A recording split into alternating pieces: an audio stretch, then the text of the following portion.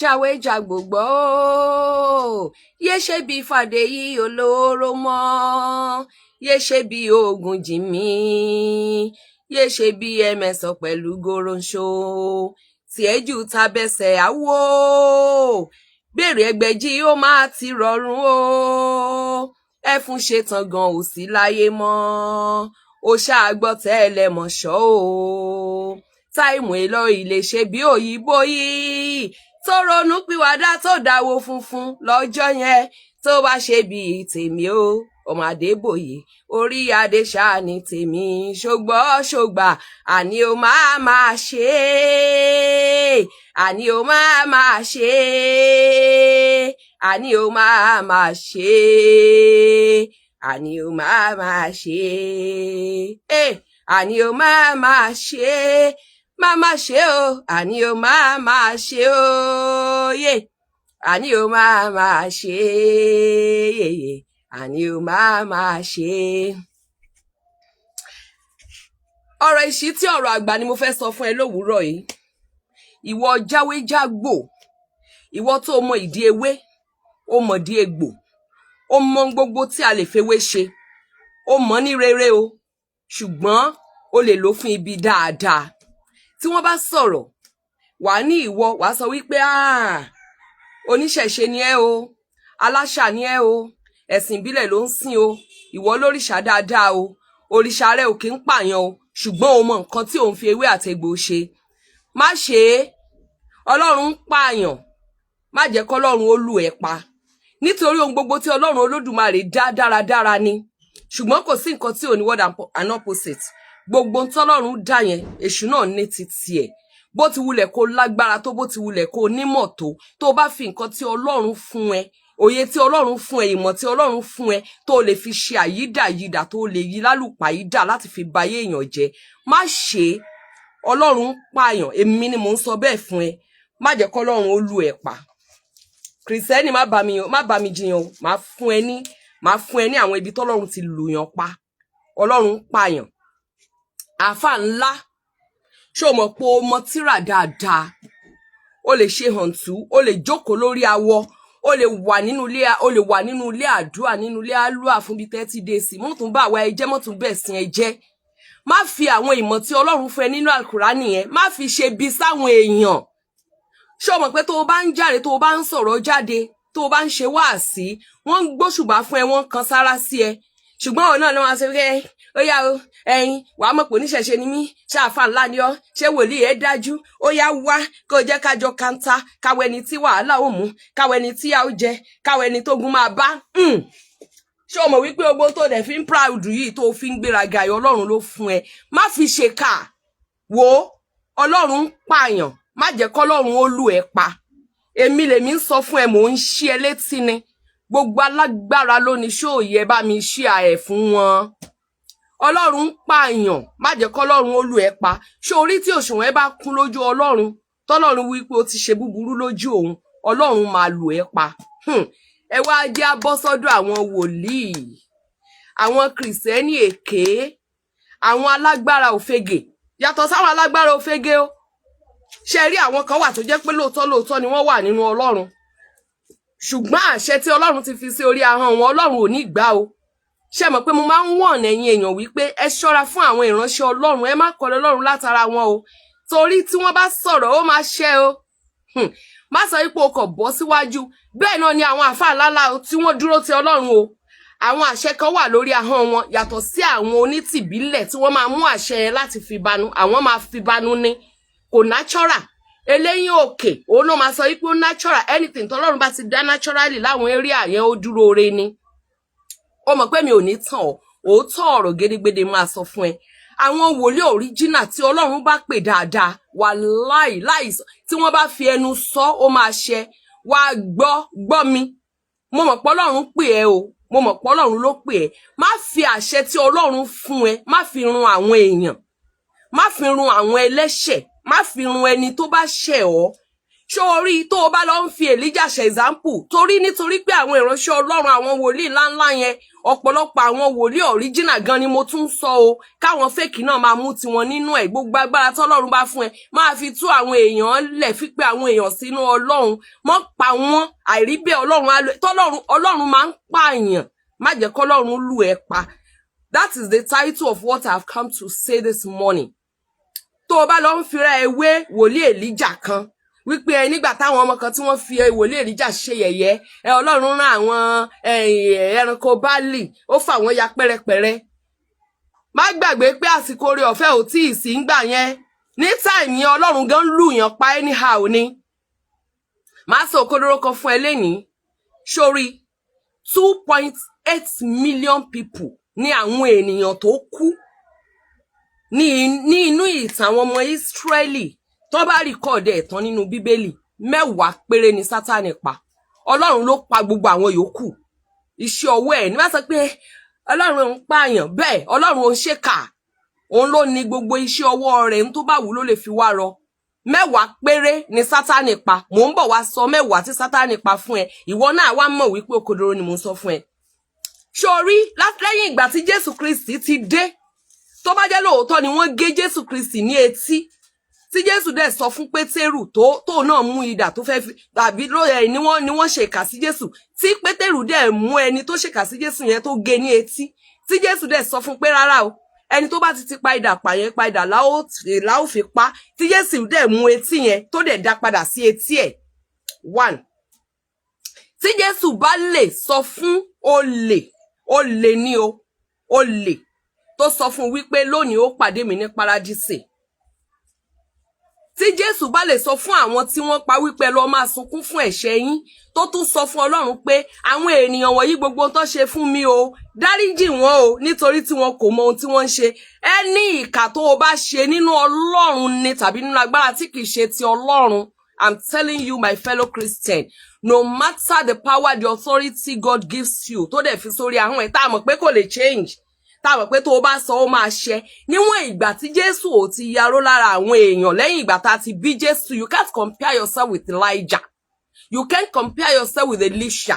You cannot compare yourself with any man of God tó burú nígbà yẹn, tí wọ́n dẹ̀ ń lo àṣẹ Ọlọ́run bí ìgbà tọ́lọ́run náà ń ṣe títí ẹ̀. Rántí nígbà yẹn tí ìránṣẹ́ Ọlọ́run bá ṣìwàhù lórí ọ̀tà, ó máa kú síbẹ̀ ni. Tàbí tó bá gbé ara ìdọ̀tí wọ orí ọ̀tà, ó máa kú síbẹ̀ ni, tí wọ́n máa fi okùn wọ jáde. Mélòó ni ìwọ ti gbẹ́ṣẹ̀ lọ sórí ọ̀tà tó padà tọrọ dáríjì ẹ̀ṣẹ̀ tọ́lọ́run dáríjì ẹ̀. So níwọ̀n ìgbà tí Jésù Kristi ti dé, tó ti fi ààyè orí ọ̀fẹ́ sílẹ̀, ẹ̀yin mùsùlùmí, níwọ̀n ìgbà tí Ọlọ́run ti yọ ṣẹ̀ríà kúrò, tó ti fi àṣẹgà fúrò láìsí, gbogbo òkà tó bá hù nítorí Ọlọ́run ó jẹ ìyà ẹ̀. I'm just telling you, ó lè ti pa àwọn èèyàn o, kọ́lọ́run òkè Ọlọ́run ti fún ẹ pa, ṣùgbọ́n Ọlọ́run á lù ẹ pa lọ́jọ́ kan. Mo kàn sọ fún ẹ, má jẹ́ kọ́lọ́run ó lù ẹ pa. So tó bá wá lo àṣẹ Ọlọ́run tó wá fi ń ṣépè fún yàn, àfi tí kì bá ṣe pé Olúwa ló pè mí, ọjọ́ 7 ni mo fún ẹ, ó yá bó ṣe ń jáde lọ yẹn, títí tí tó fi padà tó realize bóyá ọdún 7 ni bóyá ọdún 14 ló fún ni, ò ní jẹ́yàn tó o bá ti ṣe tó hùwà bí Jésù. Ìránṣẹ́ Ọlọ́run tòótọ́ ni ẹ lóòótọ́ o. Wo ó ti ṣe búburú lójú Olúwa. Ọlọ́run lè má fi ẹ́ sílẹ̀ o, ohun èlò àlòpatì ó lè má pa ẹ́ tì, ṣùgbọ́n tó bá déwájú ìtẹ́ ìdájọ́ wàá rojọ́. A dẹ̀ máa mú gbogbo iṣẹ́ ibi tó ṣe yẹn, a máa mú wá sí ìrántí. Wo ṣé ẹ o, torí àwọn nǹkan tí mo ń sọ yìí, ọmọ ẹ náà lè fẹsẹ̀ kọ lọ́jọ́ kan kó jẹ́ pé ibi tó bá ṣí ẹ dé ni àwọn náà ti gbàrònú pìwàdà tí ò ní kan ọmọ ẹ. Má sọ wípé kò kàn ẹ́ nítorí pé ó ti jẹ́ ọ̀rọ̀ kan Olódùmarè. Tó bá wá jẹ́ ìkà wòlíì, mò ń wò kan náà sọ pé ẹ̀yà ṣé tí Ọlọ́run bá ṣe fún ẹ, ṣé wá dúpẹ́ onígbéraga òṣì, máa dúpẹ́, orí ẹ burú nù. Ìwọ mú àwọn nǹkan tọ́lọ́run ń dá, ó ń kó mọ́ra wọn nítorí pé o ti níwà ìkà. Bóyá bàbá rẹ ti já lágbára kan, ó ti jogún àwọn nǹkan yẹn, ó wá ń papọ̀. Má jẹ́ kọ́lọ́run lù ẹ́ pa, stop ẹ̀. Ọlọ́run ń pààyàn àbí? Ó yá jẹ́ kémi àti ẹ jọ lọ sínú Genesis 38. Já lọ sínú Genesis 38 nínú ìtàn Júdà. Níbi tí Júdà tó ti rí ọmọbìnrin kan ará Kénáánì, ẹni tó ń jẹ́ Ṣúà, tó mú tó wọlé tọ̀, tó lóyún, tó sì bí ọmọkùnrin kan tórúkọ rẹ̀ ń jẹ́ Érì. Máa gbọ́ o. Ó sì tún lóyún lẹ́lẹ́kejì, ó sì bí ọmọkùnrin kan tórúkọ rẹ̀ ń jẹ́ Ónánì. Ónánì yẹn Ọlọ́run ló lù pa. Ìwọ máa gbọ́. Júdà wá fi aya fún Éérì àkọ́bí rẹ̀, orúkọ ẹni tí ń jẹ́ Támárì. Ṣé o rántí Támárì? Wọ́n ní Éérì àkọ́bí Júdà ó wá ṣe ènìyàn búburú ní ojú Olúwa, Olúwa sì pa á. Olúwa pa Éérì àkọ́bí Júdà. Má gbàgbé o, ní inú ẹbí Júdà yẹn láti bí Jésù o. Bẹ́ẹ̀ ni, nínú ẹbí Júdà láti bí Jésù, ìran Dáfídì ni. Ọlọ́run pa Éérì nítorí pé ó ṣe búburú lójú Olúwa. Mo ń try láti sọ fún ẹ pé Ọlọ́run ń pààyàn, wòlíì mi máa sùn kò ní jí ẹ ní mú Ọlọ́run lólùpa. Tí búburú ẹ bá ti kún, tó ṣùwọ̀n ẹ bá ti kún lójú Olúwa, God can kill you directly. There is nothing you can do about it. So stop doing evil to others. Number 1 nìyẹn. Júdà wá command Onani pé kó wọlé tọ̀ aya arákùnrin rẹ̀ lọ. Ìyẹn Támárì ìyàwó tí a fẹ́ fún Júdà, àbí kí lorúkọ ẹ̀, Ṣúà. Ó ní pé kó wọlé tọ̀ lọ kó bá lè bí irú ọmọ. Máa gbọ́ o. Onani mọ̀ wípé irú ọmọ kì yóò ṣe tirẹ̀. Ó mọ̀ wípé ọmọ tí bóyá àṣà wọn ni wípé ọmọ tí ṣe mọ̀ pé àwọn Ìgbò tí wọ́n bá fẹ́ ìyàwó kan tó ti san dáórì ẹ̀, gbogbo ọkùnrin tó bá bá alájọṣepọ̀, ọmọ tó bá bí fún wọn nínú àwọn ẹ̀sìn wọn, ó lè jẹ́ wípé àwọn pàtì kan ọmọ tí ọkùnrin yẹn bá bí níwọ̀n ìgbà tí wọn ò tí ì dá dáórì ẹ̀ padà, ọkọ tí ó san dáórì ẹ̀ lónìí. Tí wọ́n bá dẹ̀ fẹ́ aya tí ẹnìkan bá fún yàn lóyún, níwọ̀n ìgbà tí ò tí ì san dáórì, orúkọ bàbá ìyàwó ló máa jẹ́, àwọn ni wọ́n ní. Àṣà yẹn la rí nínú Bíbélì yìí o. Onani wá mọ̀ wípé tóun bá fẹ́ ìyàwó Éérì, tóun bá lọ bá sùn tó bá lóyún kó bá lè bímọ fún Júdà. Ó mọ̀ pé irú ọmọ yẹn ò kí ń ṣe tóun. Tẹ̀gbọ́ntàbúrò ni wọ́n, ọ̀tẹ̀ ti wà tipẹ́ o, àbúrò ẹ̀dẹ̀ ẹ̀gbọ́n ẹ̀ dà ẹ̀ gbàgbé ẹ̀. Onani wá wọlé pẹ̀lú rẹ̀ ṣùgbọ́n kò bá lájọṣepọ̀. Máa gbọ́ o, ohun tí ó ṣe ó sì ṣe burú, ó sì ṣe búburú. Ohun tí Onani ṣe ó burú lé ojú Olúwa, nítorí náà lé Olúwa pa á pẹ̀lú. Ó di méjì. Mi ní fún ẹ example tó pọ̀ mọ́. Ó yá jẹ́ kí n tún mú ẹ lọ sí inú ìgbésí ayé Ananiah àti Sàfúrà. Ó yẹ kíyàn yí ẹ dáadáa. Act 5 ni, jẹ́ ká jọ bẹ̀rẹ̀ ní àti ẹsẹ̀ 5. Ó ní nígbà tí Anani sì gbọ́ ọ̀rọ̀ wọ̀nyí, má gbàgbé wọn ní kí wọ́n talẹ̀ kí wọ́n kó wá, wọ́n fẹ́ pín gbogbo ẹ̀ fáwọn ìjọ. Ẹ̀yin ìránṣẹ́ Ọlọ́run tó yẹ pé kẹ́kàn máa gbà lọ́wọ́ ìjọ, kẹ́kàn máa gbà kẹ́ máa gbà. Ẹ̀yin ò ní ìrun kankan tẹ́ ń ṣe fáwọn ìjọ, ní kankan tẹ́ ń ṣe fáwọn tálákà tó wà nínú yín. Ọlọ́run jọ ní ká jọ ṣiṣẹ́ Olúwa ni. O kàn lè máa gbà lọ́wọ́ wọn kó máa gbà lọ́wọ́ tálákà. Nínú Bíbélì a rí àwọn ìránṣẹ́ Ọlọ́run tí wọ́n kó gbogbo tí wọ́n ní, wọ́n pín bákan náà láàrin ìjọ. You can't be enjoying and the members of your church suffering. They are suffering and you are still looking for other ways to woo them, no? Láti gbà nǹkan lọ́wọ́ wọn. God is not happy with you. Kí wọ́n máa lo mọ́tò mẹ́jọ kó máa sùn nínú AC. Ẹni tí ò ní kó tún ní kó lọ kó gbogbo tó ní wá. Kò ní ya Olúwa ní gbogbo tẹ́ bá ní ẹ lọ kó wá, Olúwa ṣoore fún yín. Ọlọ́run ò dẹ̀ sọ bẹ́ẹ̀ fún ẹ. Ọlọ́run máa ń dọ̀yàn wò. Ọlọ́run ò dẹ̀ sọ bẹ́ẹ̀ fún ẹ. Ó jẹ́ baba ńlá àyà. Wàláhì ó ti ń ṣe búburú lójú Olúwa. Kò sí nǹkan tọ́lọ́run ò lè ṣe fún ẹ láti deal pẹ̀lú ẹ, tó máa deal pẹ̀lú ẹ gidi, tó máa rán. Mo sọ nígbà kan mo ní mo like láti fẹ́ ìránṣẹ́ Ọlọ́run. Nítorí pé tí ìránṣẹ́ Ọlọ́run bá ṣe búburú lójú Olúwa, ó máa rélu ìyàwó, ó máa rélu àwọn ọmọ. Kò ń ṣe nítorí anything. Kò ń ṣe nítorí pé mi ò fẹ́ jẹ́ ayáàdì àbí nítorí, ṣùgbọ́n tí ìránṣẹ́ Ọlọ́run yẹn bá lọ kọ́wọ́ bọ́ tí ò dá, Olúwa lè deal pẹ̀lú ẹ̀ látara ìyàwó, Olúwa lè deal pẹ̀lú ẹ̀ látara ọmọ. Olúwa lè bà gbogbo iṣẹ́ rẹ̀ jẹ́. Ṣé kò ní kọ́ ìyàwó àtọmọ? Anybody ló dẹ̀ lè dẹ́ṣẹ̀ àdẹ̀mọ́rú ọkọ téèyàn ń gbé kiri, àmọ́rú ìránṣẹ́ Ọlọ́run tó fẹ́, because ọ̀pọ̀lọpọ̀ ló ti torí pé ẹnìkan jẹ́ ìránṣẹ́ Ọlọ́run tó lọ fẹ́ wọn, tó jẹ́ wípé ó pé wọn kan fẹ́ Portable tí wọ́n condemn jù ránṣẹ́ Ọlọ́run yẹn lọ. Get ẹ̀. Nítorí pé Portable àtọwọ́ kan lè fi wọ́n ṣẹ̀ sí, ṣùgbọ́n àwọn olóhùn àwọn tí máa báyé wọn jẹ́ ni.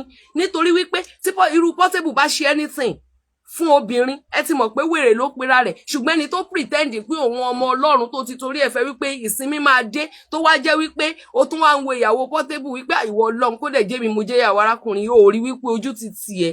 Kọ́ á máa sọ fún ẹ̀wọ́ tó jẹ́ ìránṣẹ́ Ọlọ́run wípé lọ wó ra ẹ palẹ̀ ò tí ìdàtún bí orí pé nǹkan míì ti ṣe ẹ́. Ó yá já máa bá lọ. Nígbà tí Ananiah sì gbọ́ ọ̀rọ̀ wọ̀nyí, nítorí wípé Pétérù sọ fún wípé kí ló dé tó parọ́ níwájú Olúwa, níwájú ẹ̀mí mímọ́. Máa gbọ́ àbọ́lọ́run àbí bó bá ní Jésù Kristi tí àwọn mùsùlùmí tí wọ́n tún ti jẹ́rìí wípé ìmísí Ọlọ́run ni, tó bá ní kì í ṣe Ọlọ́run, ṣé ẹ̀mí mímọ́ ò tún kì í ṣẹ̀mí Ọlọ́run? Máa gbọ́ o. Ó wá sọ kí ló dé tó ṣe léyìí? Nígbà tí Ananias sì gbọ́ ọ̀rọ̀ wọ̀nyí, ó ṣubú lulẹ̀, ó sì kú, ẹ̀rù ńlá sì bà gbogbo àwọn tí ó gbọ́. Ta ló pa? Ọlọ́run ló pa. Ọlọ́run ló lù pa. Ọlọ́run tó lu Hẹ́rọ́dù tí ìdí bẹ̀rẹ̀ sí ní jáde lára rẹ̀, tó lè ṣètò anything. Ọlọ́run ló lù pa. So gbogbo iṣẹ́ ọwọ́ rẹ̀ má jẹ́ kọ́lọ́run ó lù ẹ́ pa. Mo ń ṣí ẹ létí ni. Má fi nǹkan kan tọ́lọ́run fún ẹ, má fi proud. Agbára tọ́lọ́run fún ẹ, àṣẹ tọ́lọ́run fún ẹ, bó ṣe pọ̀ tó yẹn ẹ̀bùn ni. Má fi proud, má fi jẹ gàba lórí ẹnì kankan, kò sí ẹ̀bùn kankan tó jura wọn lọ. Ẹ̀bùn ni. Ẹ̀bùn ni. Ẹ̀yin ìránṣẹ́ Ọlọ́run, ẹ yé jẹ gàba, ẹ yé gbéraga, ẹ yé bragado lórí àwọn ọmọ ìjọ. Ẹ yé fi tọ́lọ́run fún yín, ẹ yé fi fìyà jẹ àwọn èèyàn, ẹ yé ran ìyẹ́ bí idì. Ẹ yé ràn yẹn bí idì nígbà tí ẹni tó ní ohun gbogbo ń bẹ lókè. Ní ìgbà tí Ọlọ́run dá ọ̀run àti ayé, táyé wà ní jújú, ẹni tó kó gbogbo nǹkan yẹn síbẹ̀, tó wá sọ ẹ́ omi lásán ni ẹ tó sọ ẹ́ di odidi, tó sọ ẹ́ di ẹlẹ́ran ara, tó máa kú bẹ́ran kó ṣe ń kú. Stop using that power to destroy others. I am not suggesting. I'm telling you the reality you must do. It is an order. Now, wọ́n ní ẹ̀rù bà gbogbo wọn. Pétérù sì wí fún okay. Ó ní ó sì tó bí ìwọ̀n wákàtí 3, aya rẹ̀ láì mọ ohun tí ó ti ṣẹlẹ̀ sọ́kọ rẹ̀ náà dẹ̀ wọlé. Pétérù sì dá lóhùn wí pé wí fún mi, bí iye báyìí lé ẹ̀yin ta ilẹ̀ náà. Ó sì wí pé lóòótọ́ iye bẹ́ẹ̀ ni. Ṣé iye tọ́kọ ẹ pé ṣé òun náà lẹ tà? Ó ní bẹ́ẹ̀ ni. Pétérù sì wí fún pé ṣé mọ̀ pé mo sọ pé olófòfó lẹ̀mí mímọ́. Pásọ̀ kan bú mi lórí program, ó send message sí mi pé mo ṣe máa lólófòfó lẹ̀mí mímọ́, mo ṣe máa pé olófòfó lẹ̀mí mímọ́. Àwọn tí wọ́n mọ̀ tán ní mọ̀, tán mọ̀ Bíbélì, tọ́lọ́run fún olóye kankan láti tú nǹkan kan. Olófòfó lẹ̀mí mímọ́, torí pé tó bá fẹ́ lọ síbi igbó, á sọ fún ẹ pé má lọ bẹ̀ yẹn. Kí ló ṣẹlẹ̀? Sátánì ti fi nǹkan kan síbẹ̀, ìyálé ìyá rẹ̀ ti fi nǹkan kan síbẹ̀. Ó ṣòfófó fún ẹni, kí ló ń pè lólófòfó? Gbogbo ìwà tó ń bẹ láyé pátá Ọlọ́run ló ní, ó kàn lè dá lẹ́bi ni. Lọ́jọ́ kan náà ni mo sọ wípé ìwà kan tí bàbá wa Abrahamu hù tí ò tọ́, ó ní ẹnìkan lẹ́nìkan ní mùsùlùmí kan náà tí ò ní mọ̀ ló sọ fẹ́mi wípé kí mọ́mọ́ sọ̀rọ̀ àwọn ànábì Ọlọ́run, kí mọ́mọ́ àwọn wo lànábì Ọlọ́run, àwọn wo ni ànábì Ọlọ́run. Ṣé ìwọ gangan tó ń condemn yẹn, ṣé o ti search ara ìwọ gan mọ̀ bóyá ò kì í ṣànábì, àbí kí ni ìtumọ̀ ànábì? Ṣé bí àwọn òjíṣẹ́ àwọn tọ́lọ́run rán lẹ́ ń pè lánàbì? Ta ló sọ fún ẹ pé ìwọ gangan tó bá jẹ́ àfáà ńlá tó dúró náà, ta ló sọ fún ẹ pé ìwọ gan ò kì í ṣe gáúsù, ò kì í ṣànábì Ọlọ́run? Yeah, ta ló sọ fún ẹ bẹ́ẹ̀? Ṣé wà tí bàbá Abraham hùwà òkè ni? Wọ́n ti ṣèlérí fún wọn pé wọ́n á bí irú ọmọ. Ṣọ́ ẹnu Ọlọ́run rùn ni náà tún ṣe wọlé tọ̀ Ágáì. Wọ́n tún fẹ́ Ágáì tán. Wàhálà tún ń ṣẹlẹ̀. Nígbà tí wàhálà ń ṣẹlẹ̀ yẹn, báwo lọ́lọ́run ṣe command wọn wípé kí wọ́n lé Ágáì síta. Ọlọ́run lè lọ pàdé Ágáì níta pẹ̀lú ọmọ ẹ̀. Lẹ́yìn ìgbà yẹn Kétúrà tún bímọ fún wọn náà. Àbí Kétúrà ò bímọ 6 fún wọn. Àbí nígbà tí wọ́n máa pín ogún, wọ́n ní Abraham sì ó sì pín àwọn ogún rẹ̀, ó sì mú nínú àwọn ogún rẹ̀ fún, ó sì fi fún àwọn àlè, àwọn ọmọ àlè rẹ̀. Ó sì kó gbogbo yòókù fún Isaac. Ṣé ìwà yẹn wà okay ni? At the end of the day, Isaac tí Ọlọ́run ṣe ìlérí yẹn wá jẹ́ àjogún gbogbo ogun Ágáì àti Kétúrà. Ó wá kojú Isaac nìkan, ogun Kétúrà, ó kogun ọmọ Ágáì àti ọmọ Sárà. Ṣé àwọn kan ni wọ́n bá wá pilẹ̀ ogun polygamy ni? Ṣé tí wọ́n bá gbọ́rọ̀ tí Ọlọ́run sọ, tí wọ́n gba nǹkan tí Ọlọ́run sọ, bí wọ́n ṣe nígbàgbọ́ nínú Ọlọ́run tó, tí wọ́n gba ohùn aya wọn, tí wọ́n dẹ̀ rí wípé Éfà ló ṣe Adam lọ́nà tá fi gbègún, tí wọ́n sọ pé rárá Sárà má bá mi sọ nonsense, Ọlọ́run mi ò tí bá mi sọ yẹn, ṣá máa wà nínú gbogbo ogun ẹ̀sìn tá wà yìí. Come on faith, say the truth and let the truth be said. That doesn't concern Abraham tó wà lókàn ayọ̀ Ọlọ́run, doesn't concern us, doesn't concern Abraham wípé ní àyà rẹ̀, ọkàn àyà Abraham ní gbogbo saints ni wọ́n máa rest. Ṣùgbọ́n nígbà tí wọ́n wọlé tọ̀ Ágáì lọ bèrè lọ́wọ́ àwọn tó nímọ̀ dáadáa, 50 days lọ́lọ́run ò fi bá Adam sọ̀rọ̀. Ó bá yín ó di 15 days. 15 days lọ́lọ́run ò fi bá Abraham sọ̀rọ̀ rárá, nítorí pé ó ṣe búburú lójú Olúwa. Ṣùgbọ́n ọ̀rẹ́ Ọlọ́run ni, torí nínú ìran rẹ̀ láti fẹ́ mú Jésù Kristi wá. Ọlọ́run ò mọ wájú kò mẹ̀yìn ni. So when someone, torí wípé Abraham náà ò pé, Jésù nìkan ló pé, bẹ́ẹ̀ ni. Ó yá o. Wọ́n ní Pétérù sì wí fún pé èéṣe tí ẹ̀yin fohùn ṣọ̀kan láti dán ẹ̀mí Olúwa láti dán ẹ̀mí Olúwa wò. Wò ó, ẹsẹ̀ àwọn tí ó sin òkú ọkọ rẹ̀ ń bẹ lé ẹnu ọ̀nà, wọn ó sì gbé ọ jáde ó sì lulẹ̀ lé ẹsẹ̀ rẹ̀ lójú kan ó sì kú àwọn ọ̀dọ́mọkùnrin sì wọlé wọ́n bá ó kú wọ́n sì gbé jáde wọ́n sin lẹ́bàá ọkọ rẹ̀ Ọlọ́run ló lù pa. I was telling you wípé èèyàn 2.8 million ló kú ní àwọn ìran yẹn 10 péré ni Sátánì pa Ọlọ́run ló pa àwọn yòókù. So you should go and stop gbogbo nonsense tí everybody ń ṣe. Má ṣe kà sẹ́ni kejì yìí tó bá ṣe sẹ́ni kejì ní búburú lójú Olúwa o. Bẹ́ẹ̀ ni 10 péré tí Sátánì pa ṣó mọ́ àwọn ọmọ Job, 7 sons of Job and 3 daughters of Job. Àwọn tí Sátánì pa nìyẹn Olúwa dẹ̀ mọ̀ sí. Bẹ́ẹ̀ ni àwọn 10 tí Sátánì pa nínú Bíbélì nìyẹn lọ find out. Èmi ò ní fún ẹ lófo torí kí n tó gbẹnu sí mic màá ti wádìí òdodo mi dájúdájú kí n tó lè ṣe ètò kó tó kanta mi wàá rìn jìnnà. Mo lè ṣe kó bẹ̀rẹ̀ sí ní ṣépè nítorí pé kò bá ẹ lára mu bọ̀ tó bá lọ wo kúlẹ̀kúlẹ̀ tó jọ́ mi létí tó bá gbọ́ láti bẹ̀rẹ̀ dópin tó fọpọlọ ṣe tó fọpọlọ wò tí kìí ṣe wípé nítorí pé o fẹ́ràn èèyàn kan ló ṣe ń condemn nǹkan tí mo sọ tó kàn fọpọlọ wò tó yẹnu ọpọlọ ẹ wò tó gbé sentiment sápá kan wàá rí pé òdodo ń bẹ nínú nǹkan tí mo bá sọ. You can condemn it, you can condemn me, you can curse, you can do anything, but òdodo máa wà nínú nǹkan tí mo sọ. Èmi ò ní o má gbé mi wò mo fúyẹ́ mi ò ní o má dán mi wò ṣùgbọ́n lọ́jọ́ tí mo bá kú òtítọ́ mi á sùn pẹ̀lú mi. Ó dẹ̀ máa dìde tako ẹ̀ á dẹ̀ dá ẹlẹ́jọ́ mi mọ bó ṣe fẹ́ lágbára tó nínú Jésù ni nínú ohun Ọlọ́run Allah ni nínú Ànábì Muhammad ni tàbí nínú ẹ̀sìn ìbílẹ̀ nínú tewétegbò mi mọ bó ṣe fẹ́ lágbára tó tí mo ń sọ lẹ́ni yóò ní tako ẹ̀ ó máa padà tako ẹni tó bá ti jẹ́ pé agbára tó o ní ibi ló fi ń ṣe no á tako ẹni. So just go and change. Everybody go and change. You cannot be a lawyer and you will be found among the criminals. You cannot be a judge in the court and the law will stand against you when you go on a journey. So you cannot be, oníwàásù, a preacher.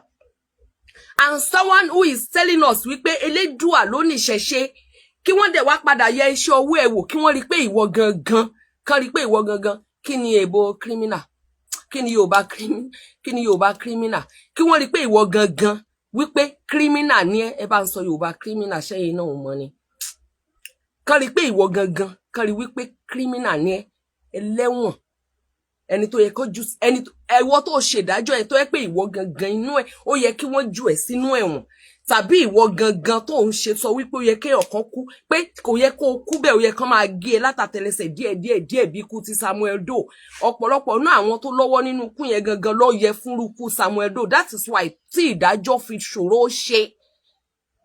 So àwọn alágbára ni mo bá sọ̀rọ̀ lénìí bí you tewétegbò bí you àfá bí you wòlíì bí you in God or you are faking it. So nito àwọn sherry àwọn Muslim this is the reality.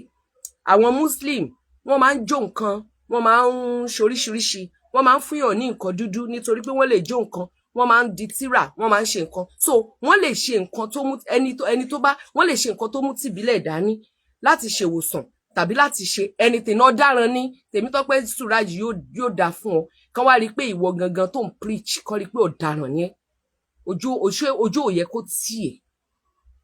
Now àwọn tìbílẹ̀ wọ́n máa ń jó nǹkan wọ́n máa ń fúnyàn ní nǹkan bóò ni ìwọ náà tó ṣe ń gbàgbàdà kaná èmi ò wá ní o má jó nǹkan gẹ́gẹ́ bí ìránṣẹ́ Ọlọ́run tí òye Ọlọ́run bá yé àwọn ènìyàn tó rí ẹ wọn ò ní sọ pé o ti wà bias ní tèmi tí n bá bá ìránṣẹ́ Ọlọ́run tó bá gbé agbádá àsèjẹ kaná I will not condemn that ìránṣẹ́ Ọlọ́run torí pé tó bá mú ẹja òjìjí tó mú pẹ̀lú atare tó mú pẹ̀lú igbá tó mú pẹ̀lú àwo tó ní képo má kàn ó lè tó fewé abíwẹ́rẹ́ sí ó lè mẹ́ni tó lóyún bí Ọlọ́run ti sọ wípé gbogbo èso ìyà ẹ̀yìn mò ń tẹnumọ́ àti egbò ìyà ọ̀hún ó ní ẹ jẹ́ kó máa jẹ́ ìwòsàn àti ìmúláradá fún gbogbo orílẹ̀-èdè so tọ́lọ́run bá wá fún ẹ ní knowledge pé kó ṣe lásèjẹ tàbí kó jó tó bá ti jẹ́ fún ìwòsàn I won't go against you. I won't go against you. Mo prefer kéèyàn máa gba nǹkan lọ́wọ́ abíwẹ́rẹ́ téèyàn bá lóyún sínú ju hospital lọ. That is why nígbà tó ń pariwo ilé alágbo ọmọ ni Tóyìn bímọ sí ilé alágbo ọmọ ni Tóyìn bímọ sí mo ní yá ọmọ ìbílẹ̀ nu ọmọ ìbílẹ̀ nu tí ò fẹ́ ọmọ ìbílẹ̀ nu tí ò fẹ́ dáràn nǹkan bẹ nílẹ̀ wa Ọlọ́run ló dẹ̀ dá bẹ́ẹ̀ báwo ló ṣe máa sọ fún mi pé wọ́n já ewé abíwẹ́rẹ́ fún mi torí mo jẹ́ dickness ní church ó wá ní mi ò gbọ́dọ̀ lò mo dẹ̀ nínira nínú mi ewé abíwẹ́rẹ́ tí mo bá dẹ̀ mú ṣùgbọ́n tó bá sọ pé kí wọ́n lọ ewédú àbẹ́mọ̀ pé tí wọ́n bá lóyún sínú tó bá difficult láti bímọ tí wọ́n bá lọ ewédú tó bá lè máa gbému ẹ mọ̀ pé ó máa yọ ọmọ yẹn wálẹ̀ bẹ́ẹ̀ náà ni tó bá yẹ pé ṣe ni ọkùnrin iron oyún tó ń oil ẹ̀ pẹ̀lú spam lóòrèkóòrè ẹni tó bá ń bá sùn dáadáa nínú oyún wọn ní difficulties níbi tá a ti máa ń bú àwọn ọkùnrin nìyẹn wípé you are starving your wife of sex when she's not pregnant she can go sick so tí ẹni tí ọkọ rẹ̀ ò bá sùn bá lọ yànlè I won't blame her torí wípé ó ń protect system ara ẹni because ó lè sick tó bá jẹ́ṣẹ̀ lọ́wọ́ Ọlọ́run kó lọ tọrọ dárí jẹ́ṣẹ̀ kó kó ohun àtọlọ́run ṣùgbọ́n how can you be a married man a married woman and your husband is starving you of sex do nítorí ẹ̀kọ́ ta ní wàá máa farada ọdún kìíní ọdún kejì ọdún kẹta ọdún kẹrin wàá sick reality mo sọ fún ẹ wàá sick nínú ara wàá sick nínú egun wàá sick nínú ẹ̀jẹ̀ so tó bá jẹ́ pé antidote ẹni pé kó lọ make love jẹ́ kọ́kọ́ ẹ detect kó sọ pé orí òun dára àbó ìyá wèrè àbí òun fẹ́ sọ̀rọ̀ sọ fún gbogbo èèyàn tó bá béèrè lọ́wọ́ ẹ wípé mo ṣe ni mo ṣe tó bá ṣẹlẹ̀ sẹ́mi èmi Àbẹ̀kẹ́ anybody bá drag mi máa sọ fún yín pé mo ṣe ni and this is the reason why I did it ó kàn jẹ́ pé mi lè gbọ́rọ̀ ìdílé mi wá sórí kí ni Ọlọ́run dẹ̀ ní jẹ́ kí nǹkan tí ò dá ó ṣẹlẹ̀ sí mi mo ṣe ni ohun tó ò bá lè sọ ní gbangba má ṣe ní kọ̀rọ̀ man if you cannot defend yourself don't do it I am very blunt to that level màá sọ fọ́kọ yẹn wípé mo ṣe kí ló fẹ́ ṣe fún mi mo ṣe the next thing tó lè ṣe ni wípé ó yá mi ò fẹ́ mọ́ they go away they move away what is the meaning of marriage without sex ó yá sọ fún mi whether ẹ ti bímọ tán àbí ẹ bímọ tán ìkà ló ń ṣe yẹn náà Ọlọ́run fún ẹ ní lágbàlagbà ó dẹ̀ fi ń ṣèkà fún ìyàwó ẹ ó dẹ̀ mọ̀ pé ó máa sick ó dẹ̀ mọ̀ pé tí ìyàwó ẹ bá lóyún sínú ẹlòmíì tó bá ti fún ìyàwó ẹ lóyún gbagam kò tó bá sùnmọ́ tó fi máa bímọ á wá rọbí kò dé dá kó máa bá boyún sùn then aláboyún ní option láti go for ewédú because o lè fóyún olóyún lọ máa ṣàgbèrè nítorí pọ́pọ́ ẹ ò bá ẹ sùn ó wrong àkọ́kọ́ tó ti ń kó bọ́kùnrin tó lọ bá ṣàgbèrè nítorí pé kára lè tù ẹ́ so má torí para máa tù ẹ́ nítorí wípé antidote nǹkan yìí bọ́ ó máa kó bá ẹlòmíì ìwọ náà ti ṣèkà ó mọ̀ wípé àwọn àgbà sọ wípé tí wọ́n bá aláboyún sùn ó dìgbà tí ọmọ yẹn bá fẹsẹ̀ lélẹ̀ tó lè pe owó lẹ́nu yẹn tó máa rí tajé ṣe bóyá wọ́n fi kọ́ àgbèrè ni tàbí wọ́n fi kọ̀ ṣe wa lára ró àbí ó rí nígbà tán ti sọ bẹ́ẹ̀ má ṣe ó ti gbọ́ má ṣe lóògùn má jìyà then you can go for the option of ewédú so tí wọ́n bá wá lè lọ ewédú tí wọ́n lè ja ewédú pé á máa gbé mu àbí wọ́n lè mú làpálàpá pupa fún obìnrin tí ó bímọ tí ẹ̀jẹ̀ ń ya lára ẹ̀ tí wọ́n rì sínú omi gbóná tó jókòó lé ó wá fẹ́ sọ fún mi pé tí wọ́n bá ṣe àṣejẹ fún ẹni tí ẹ̀jẹ̀ ń ya lára rẹ̀ kó má jẹ so tí pásọ rẹ̀ bá wà mọ́ kó má ṣe àbí tí pásọ rẹ̀ bá máa ṣèjẹ tó jẹ́ ti abíwẹ́rẹ́ kó má ṣe àwọn ní tìbílẹ̀ kọ́ lọ́ọ̀ ní bẹ́ẹ̀ nìkan bá sọ wípé àwa oníṣẹ̀ṣe ìṣẹ̀ṣe yẹn dẹ̀ ní gbogbo ala ni mo ti sọ fún yín pé àṣà nìṣẹ̀ṣe ẹ̀sìn ìbílẹ̀ ní ẹ̀sìn tó mú ìbọ̀rìṣà dání so àwọn tí wọ́n mú ní ọ̀kúnkúndùn yẹn kọ́ ni wọ́n ní gbogbo ayé ló ní àtòyìnbó àti China àti India àti everywhere gbogbo ayé ló ní ọ̀pọ̀lọpọ̀ ló ti síkì nínú wáǹsìn ó máa travel lọ sí India o wá ní India ló ti lọ tọ́jú ara rẹ̀ wọ́n mọ nǹkan tó fi tọ́jú rẹ̀ ní India o wọn ò dẹ̀ ní accuse wọn wípé ó ṣe òrìṣà so tó bá jẹ́ ìránṣẹ́ Ọlọ́run wá ní India ló ti lọ tọ́jú ara rẹ̀ wọ́n mọ nǹkan tí wọ́n lò fún ní India o ẹ rò pé talisman nìkan ní India ń lò ní wọ́n ń lo tewétegbò láti fi tọ́jú èèyàn mo ti léèyàn tó lọ Tọ̀yọ́bọ̀ India ló ti lọ tó ẹsẹ̀ nígbà tó ní accident ṣẹfẹ́ sọ fún mi wípé wọn ò lo nǹkan kan nínú tìbílẹ̀ so come of it. Just stop being a wicked person. Even if someone wicked you, hand them over to God. Yes, stop destroying yourself because you want to fight for yourself. You cannot revenge. It's only God that can avenge you. Bẹ́ẹ̀ni, ògbéni níjà kẹrù òbò níjà. So tó bá wá jẹ́ ìránṣẹ́ Ọlọ́run tí ọmọ ìjọ kan wá ṣe búburú sí ẹ. Do you know? Nígbà tí mò ń wẹ̀ lọ́wọ́ lánàá, mo ní habit kan, I won't tell you. Then mo wá ronú àwọn tó ti fi nǹkan ṣe mí dé ibi tó touch ẹ̀mí mi. mo dẹ̀ máa ń gba àdúrà kan wípé olúwa mi ò ṣèkà síyàn o ṣùgbọ́n gbogbo ẹni tó bá ti gbọ́wọ́ ibi sí mi máa bá mi dá padà fún wọn nílọ́po ìlọ́po. Mo wá gbàdúrà ẹ̀ dé stage kan orúkọ àwọn ènìyàn kan wá sọ́dọ̀ mi. Ìwọ máa bú mi o ṣó mọ̀ pé ò mọ̀ mí and you don't know anything about me. Bó o tún ṣe ń bú mi yẹn o ti ń kò sí tó o lè gbọ́ nípa mi láyé o ti ń kọlu Ọlọ́run torí wípé kò sí accusation kankan fún ọmọ Olúwaṣeun Adébóyè Àbẹ̀kẹ́ tí mi lè defend torí láti kékeré mi ò ṣèkà fún yàn tí bá ṣèkà fún ẹ rí wá sọ níta mi ò ṣèkà fún yàn o. I will prefer to be hurt than to hurt others. Then if I now made a mistake as a human being, you now say I hurt you. Màá wá gbogbo ọ̀nà láti make sure wípé mo bẹ̀ kò sí bó ṣe lè jẹ́ kò sí bó ṣe lè kéré sí mi tó. Màá béèrè ìdáríjì ẹ̀ṣẹ̀ lọ́wọ́ rẹ. You can think I'm apologetic or I am weak or whatever. I prefer to be weak to satisfy my God than to be blunt, than to be hurt. Kọ́ wá máa gbé mi pé ènìyàn kan bíi 40. No, limit me. Sọ mí di báyìí nínú odidi 10 kó tó gé kan yẹn sí 100. Ó tẹ́ mi lọ́rùn ju wípé kó gbé mi gàgàrà lọ. Ọkàn mi wá lọ sí ọ̀dọ̀ àwọn ènìyàn. Mo wá ní lágbájá bó ti wulẹ̀ kíkiní kan ṣe tó mo wá fẹ́ sọ̀rọ̀ yẹn mímí don't say it o don't say it because tó bá sọ bẹ́ẹ̀ ló ṣe máa rí. Nígbà tí mi robi sẹ́ni yẹn omi wá jábọ́ lójú mi mo wá drop orúkọ yẹn. I now said God forgive me. I know what happened yesterday.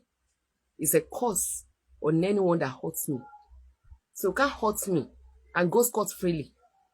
Ọ̀rọ̀ owó kọ́ là ń sọ yìí ọ̀rọ̀ affluence kọ́ là ń sọ yìí. Mo ń bẹ́ nìkan sọ̀rọ̀ mo wá sọ fẹ́ nìyẹn wípé èmi máa ń ríra mi bíi billionaire. Mi lówó lákàntó and I'm not regretting and I'm not crying inside. I'm not crying inside me and I'm not regretting. Mi lówó lákàntó bẹ́ẹ̀ ni. Torí tẹ́lẹ̀ omi bá ń béèrè máa sọ pé ṣé ń sẹ́ẹ̀dì last account mi ṣe owó mo ti ṣe owó láàárọ̀ yìí mi lówó lákàntì ṣùgbọ́n Ọlọ́run á pèsè fún mi mo wá ń sọ fẹ́ ni ẹ̀ wípé ta la jọ ń sọ̀rọ̀ yẹn náà. Yeah, my pastor Yetunji mo wá sọ fún wọn pé daddy I see myself as billionaire. Mo wá ń dárúkọ àwọn èèkàn tó ti fún mi ní ilé tó ti fún mi ní mọ́tò iye mọ́tò tí mo lose nígbà tí mo ń ṣe program ní Kwara State iye mọ́tò tí mo ti lose ní Ìbàdàn bí ilé check owó travelling abroad àti tí mo ti lose káàkiri mo wá ní pé bí mo ṣe ń dárúkọ mi ò ń sọ fún yàn o ṣùgbọ́n nítorí pé ẹ jẹ́ ìránṣẹ́ Ọlọ́run mi tí mo dẹ̀ mọ̀ wípé ẹ kì í ṣẹnu yàwó nígbà tí mo mention ènìyàn bíi 5 dádì bẹ̀rẹ̀ sí ní wò mí mo wá sọ pé if I gave all of them a chance to pull me up ó yá ṣé mi ò kí ń ṣe billionaire.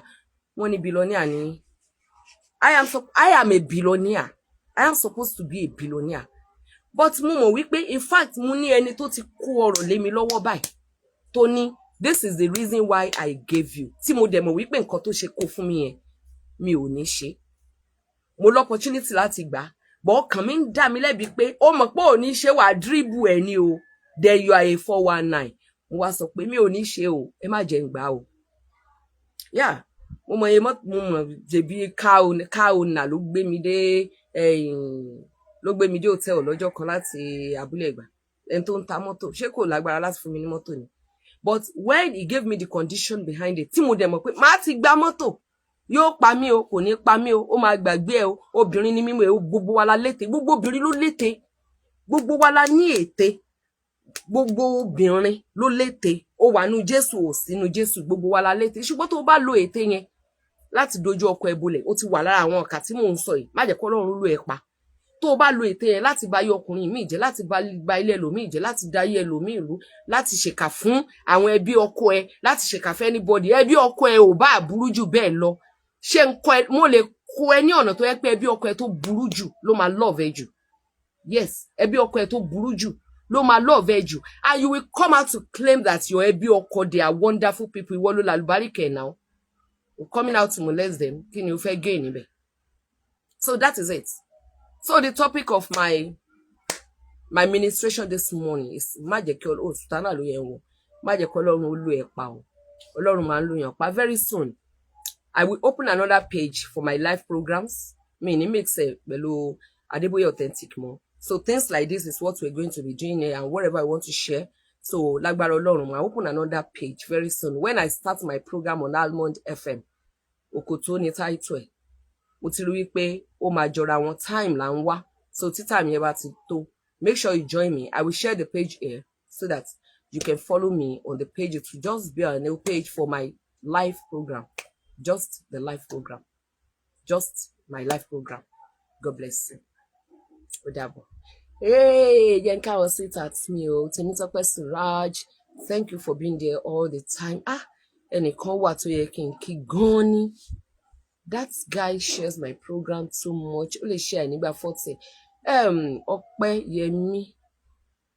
As you are messaging me, mo gbàdúrà fún ẹ láàárọ̀ yìí. Gbogbo nǹkan tí o rò nínú tó fẹ́. Mi ní nọ́mbà ẹni o. I can do this offline. Ṣùgbọ́n gbogbo nǹkan tó fẹ́, mo dẹ̀ fẹ́ kí gbogbo èèyàn bá mi ṣàmì fún ẹ. Gbogbo nǹkan tó fẹ́ lọ́kùnrin, Ọlọ́run máa ṣe fún ẹ. Gbogbo tó ń pa ẹ́ lẹ́kún, mo ti bá ẹ pàdé bí ọ̀nà 3 lọ́ndà comment àwọn èèyàn. If it is real, gbogbo tó ń pa ẹ́ lẹ́kún máa di ẹ̀rín. Gbogbo wa la ní challenges wa, kò sẹ́ni tó lè yọ ẹnìkan. Ó ní tiẹ̀, mo ní tèmi, ó ní tó ń pa ẹ́ lẹ́kún, mo ní tó ń pa mí lẹ́kún. Ṣùgbọ́n gbogbo tó ń pa ẹ́ lẹ́kún pátápátá, Ọlọ́run máa bá mi yanjú ẹ̀. Lágbára Ọlọ́run, o máa dúpẹ́.